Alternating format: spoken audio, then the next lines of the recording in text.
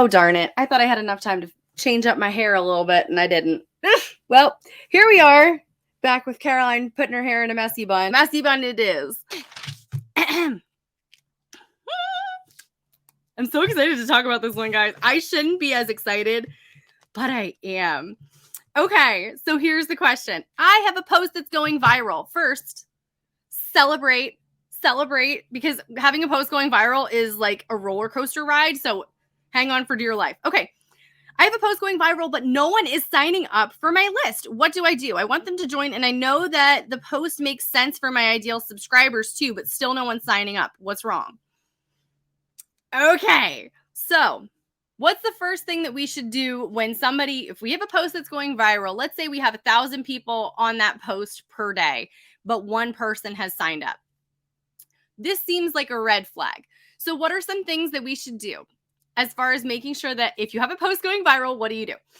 First, put your opt-in box for your freebie in the top 25% of the post. Usually we hide it somewhere at the bottom. We put it in the sidebar. But remember, most people are coming to our sites from mobile, which means that the sidebar, despite the fact that on our computers, it's right there.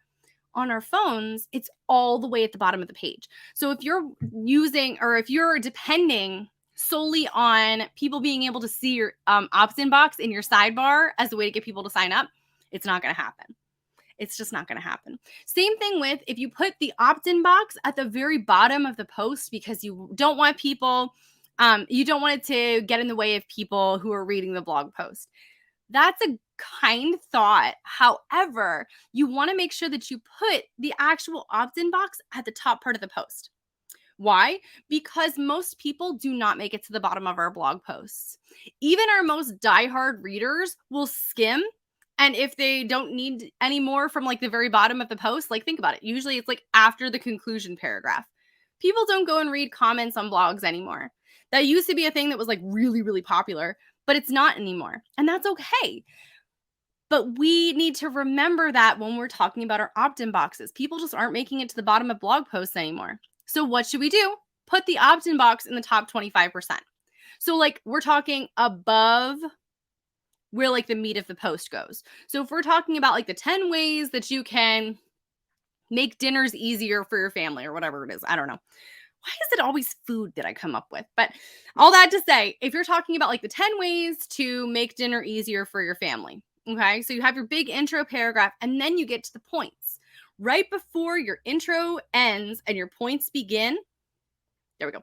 Intro ends, points begin. That's where you want to put your opt-in box. Right there, smack in the middle of that. Because it's still catching people when they're excited, when they're ready, when they are like, all right, let's do this. Oh my gosh, more free stuff from this amazing person who I'm already on their site and I'm vibing with a little bit. Cool beans, I'm in. So that's number two thing that you... That's the number 2 thing that you can do is make sure that your sidebar is in the top 25%. Do not rely on your sidebar being in this. Oh my gosh, take 2. Do not rely on your opt-in box in the sidebar as the only place that people are seeing it because chances are they're not going to see it. Same thing for at the very bottom of a blog post. Your opt-in box needs to be at the top of a blog post before the meat, but before the meat of the blog post. I'm in shambles today. Before the meat of the blog post, but after you've done your intro, after they've gotten a chance to read a little bit and learn more about you. So there's that. But also, I would not go changing, because this is something that people do, is like they go wildly changing their freebie. Like they're like, I have to start over from scratch because no one has opted in. That's not what we want to do.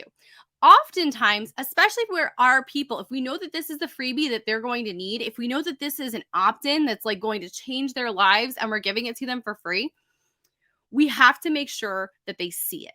We know that that's going to help them, but a lot of times the freebie isn't the issue. The issue is that they're not seeing it. The issue is that they're scrolling right past your opt-in box, even if it's at the top of the blog post. If your opt-in box itself, the thing that you're saying, hey, click here to get your free thing, if that's not catching their attention, then they're going to scroll right past it. Doesn't matter how many times you put in that opt-in box inside of your blog post, if they're just going to scroll right past it. You've got to make sure that it stands out. So one of the things that I was told by my good friend Tracy was the fact that you have to make your opt-in box not the same color as your blog. So my blog, if you guys have ever been to my blog, it's pink. It's pink, it's teal, it kind of has a gold vibe to it, all of those things. It's a lot, right? But at the same time, I had my opt-in box white. My box, the background of it was white. And so it blended right in with the post. I then changed it to have a pink outline, and it still just blended in with the post. So what did I do? I changed it to bright green. Yes, bright green, unmistakably eye-catching green. You could not scroll past this thing if you wanted to without reading it, without having your eyes drawn to it. And I'll tell you what, the only thing that I changed on my opt-in box was that I changed the background from white to green. People started signing up. So the issue was clearly that they couldn't see it or that they missed it because it blends in. There's a lot of ads on sites. We get blind to things that we perceive as ads. And if you're on a site that has a lot of pink, and maybe it's not even pink, call it that beautiful, like neutral kind of like lavendery gray. I've seen that a lot. If that's your blog theme color and you see something else that's just lavendery gray in the middle of a blog post, you're going to scroll right past it because it looks like it belongs there. You want it to stand out. You want it to catch their attention. You want it to draw their eye directly to it. And the way that you do that is by making your opt-in box stand out. Try it. See what works, guys, because that's my biggest thing is like never start over from scratch when you're talking about creating an opt-in box. Never feel like what you have to do is like, well, I guess obviously nobody likes the actual freebie that I'm offering. That's not usually the problem. That really isn't. Usually the problem is that they're just not seeing the actual opt-in box itself. They're scrolling right past it.